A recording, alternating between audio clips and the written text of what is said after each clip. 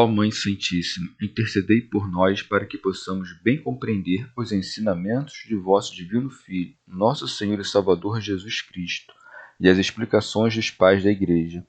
Ó Virgem Imaculada, ofereço-vos este trabalho e peço que abençoais aqueles que o ouvirem, e que seja para a maior honra e glória de Deus. Amém. Senhor onipotente, purificai o meu coração e os meus lábios. Vós, que purificastes os lábios do profeta Isaías com carvão em brasa, e dignai-vos, por tal modo, purificar-me com a vossa misericórdia, para que possa dignamente anunciar o vosso santo Evangelho. Por Jesus Cristo, nosso Senhor. Amém. Senhor, abençoai-me. Que o Senhor resida no meu coração e nos meus lábios, para que anuncie digna e convenientemente o seu Evangelho. Amém. Evangelho de Nosso Senhor Jesus Cristo, segundo São Lucas. A Transfiguração. Mais ou menos 8 dias depois dessas palavras, tomando consigo a Pedro, João e Tiago, Jesus subiu a montanha para orar. Enquanto orava, o aspecto de seu rosto se alterou, suas vestes tornaram-se de fulgurante brancura. E eis que 2 homens conversavam com ele. Eram Moisés e Elias, que, aparecendo envoltos em glória, falavam de seu êxodo que se consumaria em Jerusalém. Pedro e os companheiros estavam pesados de sono. Ao despertarem, viram sua glória e os 2 homens que estavam com ele. E quando estes iam se afastando, Pedro disse a Jesus: Mestre, é bom estarmos aqui. Façamos, pois, 3 tendas, uma para ti, outra para Moisés e outra para Elias, mas sem saber o que dizia. Ainda falava quando uma nuvem desceu e os cobriu com sua sombra, e ao entrarem na nuvem, os discípulos se atemorizaram.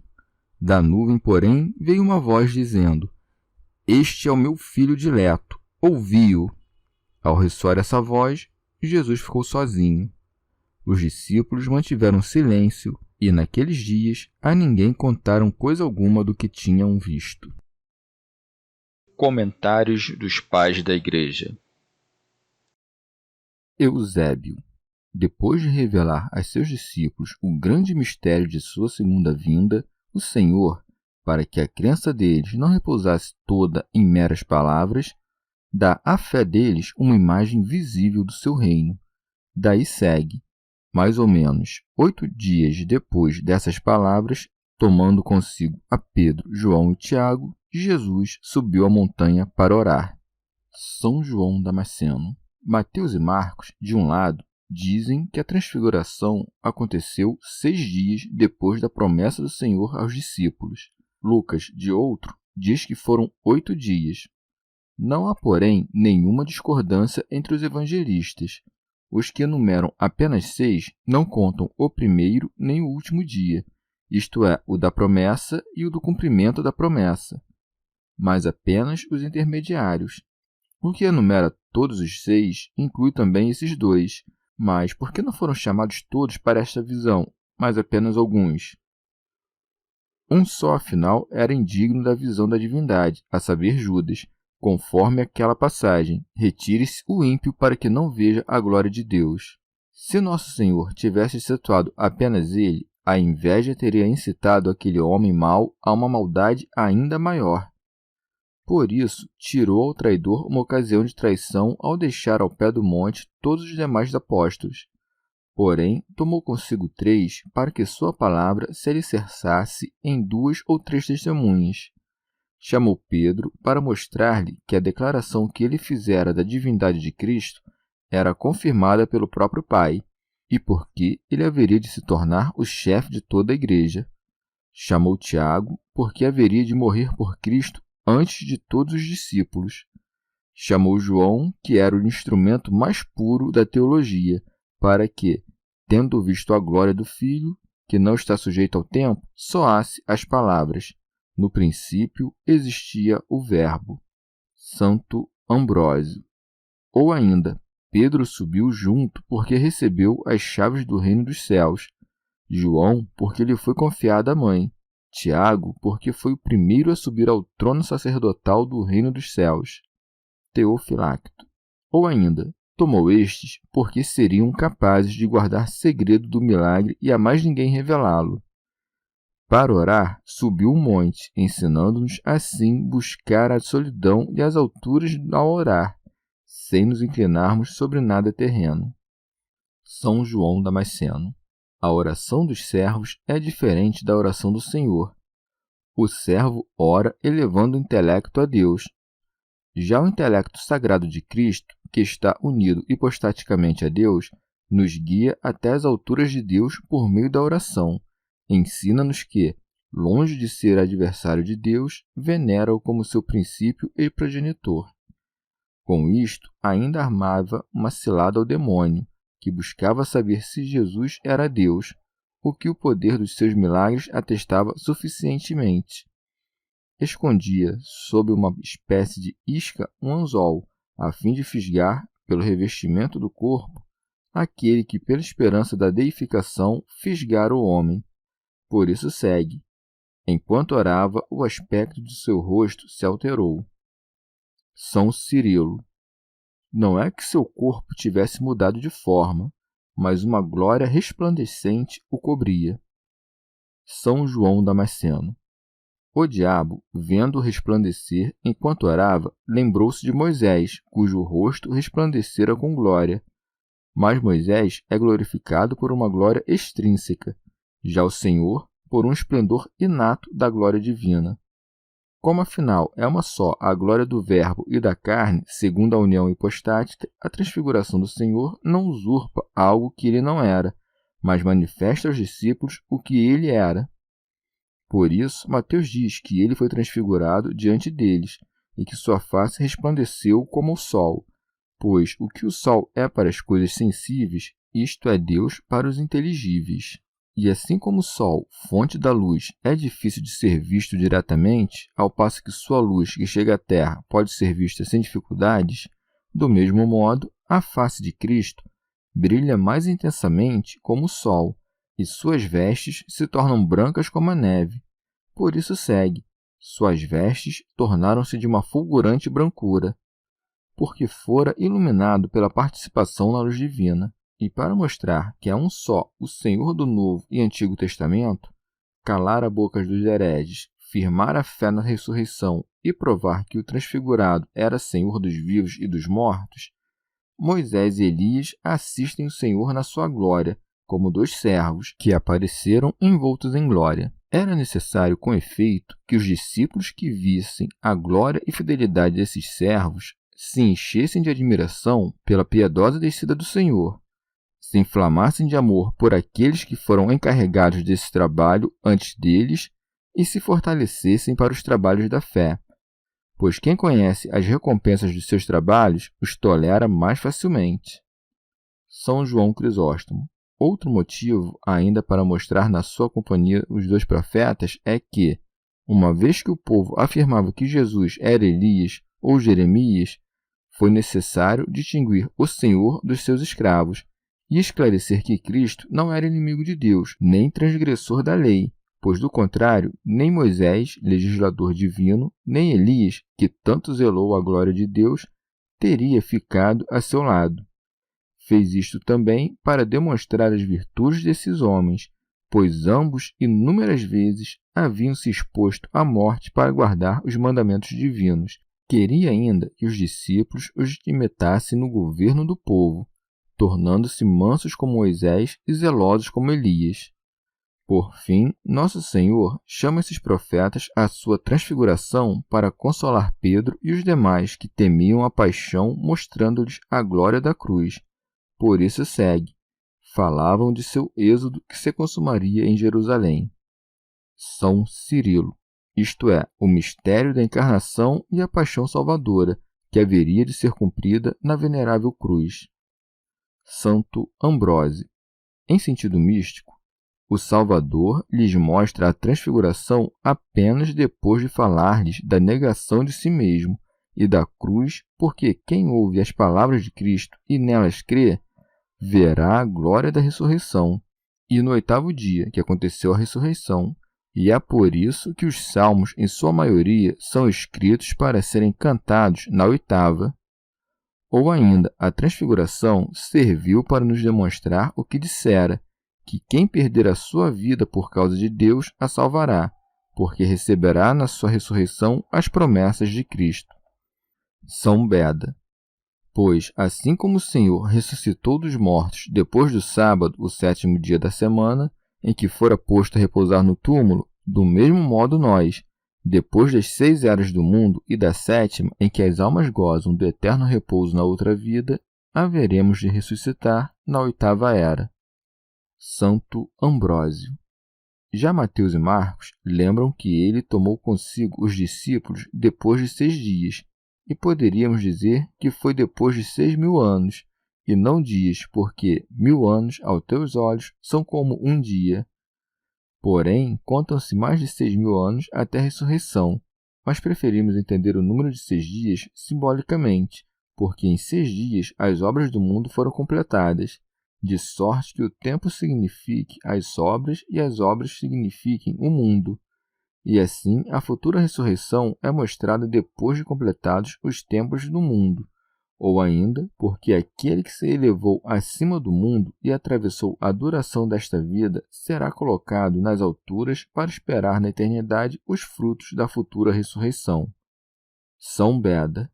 Por isso é que Nosso Senhor sobe a montanha para orar e ser transfigurado, a fim de mostrar que aqueles que esperam o fruto da ressurreição e aspiram por ver o Rei em sua glória, devem habitar em espírito nas alturas e dedicar-se a preces constantes. Santo Ambrósio.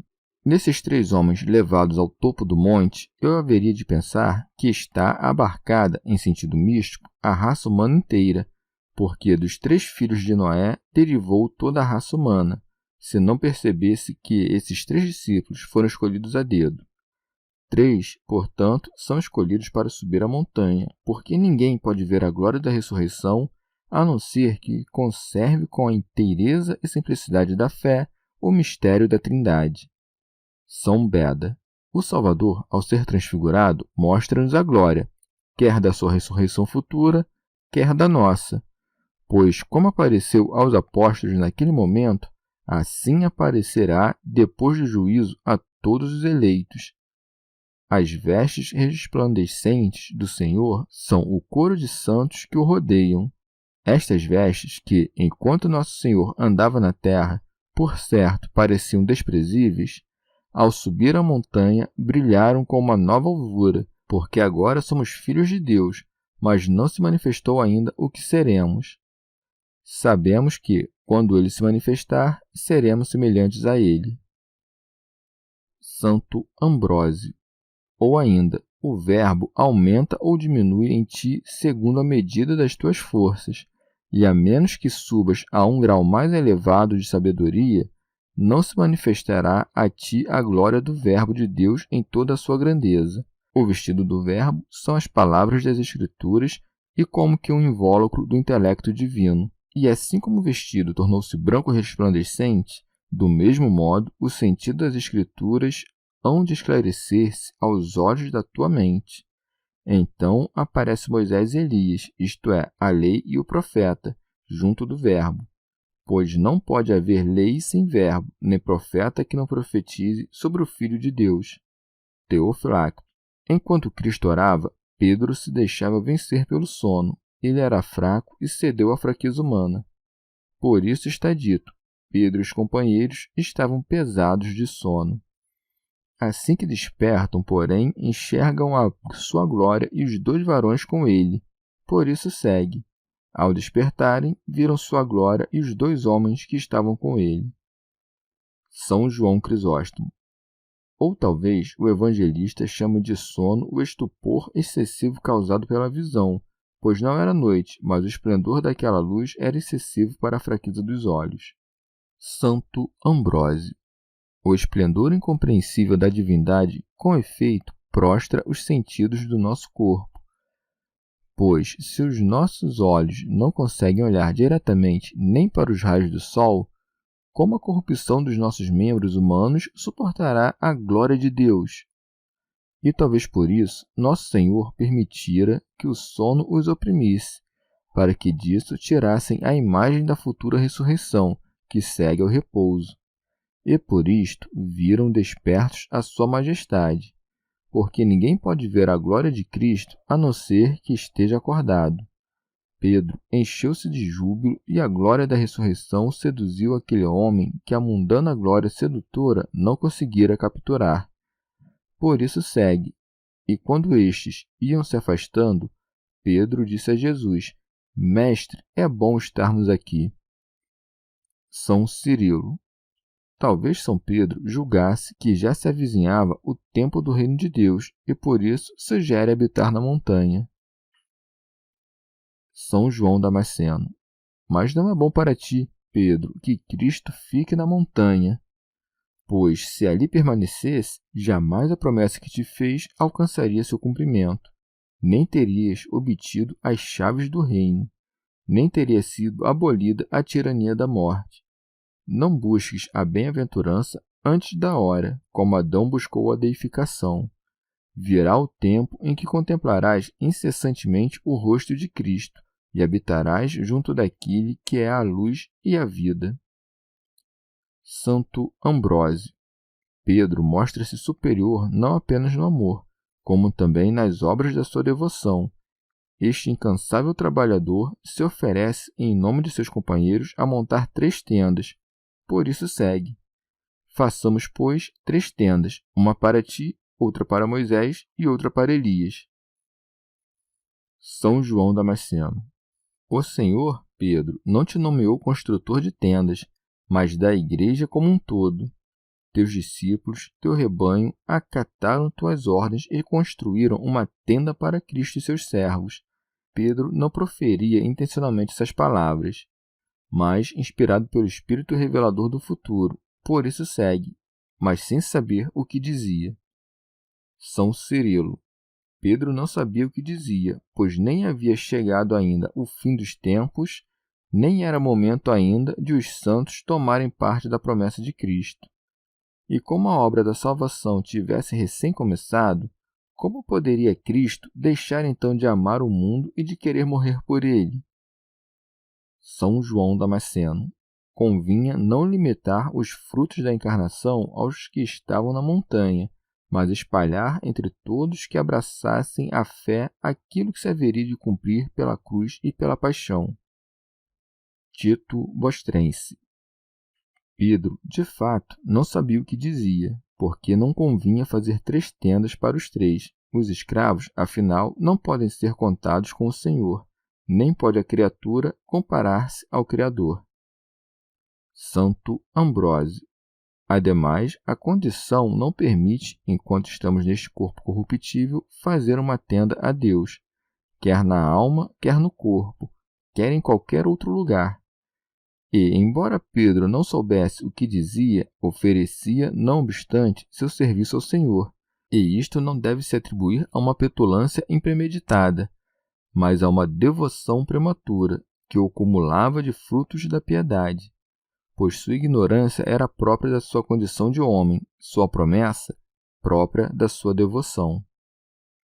São João Crisóstomo.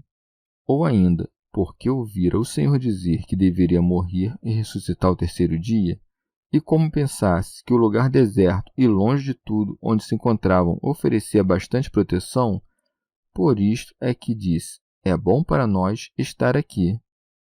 Leve em consideração que Pedro via também Moisés, que entrara na nuvem, e Elias, que na montanha fez descer o fogo do céu, e entenderás a confusão da sua alma, que o evangelista quis expressar dizendo que não sabia o que dizia.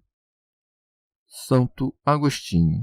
O que Lucas diz a respeito de Moisés e Elias, que, quando estes iam se afastando, Pedro disse a Jesus: Mestre, é bom estarmos aqui, façamos, pois, 3 tendas, uma para ti, outra para Moisés e outra para Elias.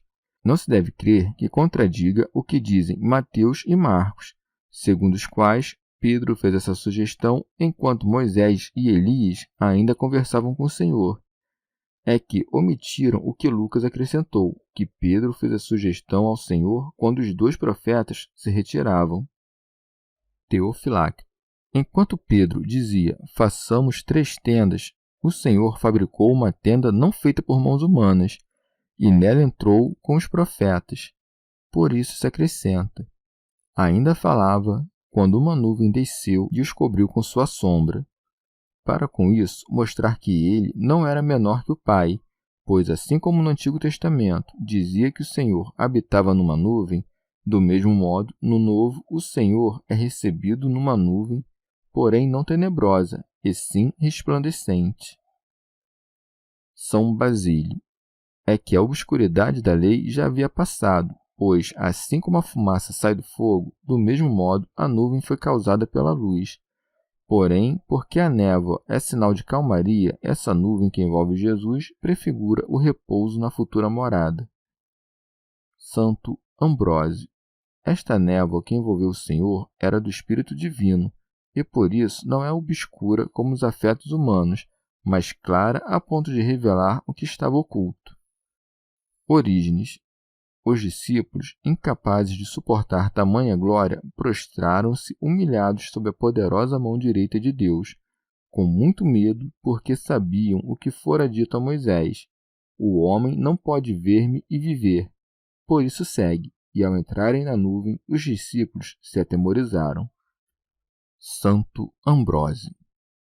Parece que esta nuvem não é formada por uma névoa obscura de ar condensado, que cobre o céu de horríveis trevas, mas uma nuvem luzidia, que, em vez de nos molhar com a água da chuva, asperge as mentes dos homens com o orvalho da fé sob a voz do Deus Onipotente. Pois segue. Da nuvem, porém, veio uma voz dizendo: Este é o meu filho dileto, ouvi-o. Não é Elias, o filho de Deus, não é Moisés, mas este apenas que vedes sozinho. São Cirilo. Como se poderia pensar, portanto, que este homem, que era verdadeiramente o Filho de Deus, fora feito ou criado depois que Deus Pai trovejou do alto: Este é meu filho dileto? É como se dissesse: não é um dos meus filhos, mas o meu filho de verdade e de natureza, em comparação ao qual os outros são adotivos. Mandou que lhe obedecessem, ao acrescentar: ouviu. E ouviu mais do que a Moisés ou Elias, porque Cristo é o fim da lei e dos profetas. Por isso, o evangelista acrescenta esta frase cheia de significado. Ao ressoar essa voz, Jesus ficou sozinho.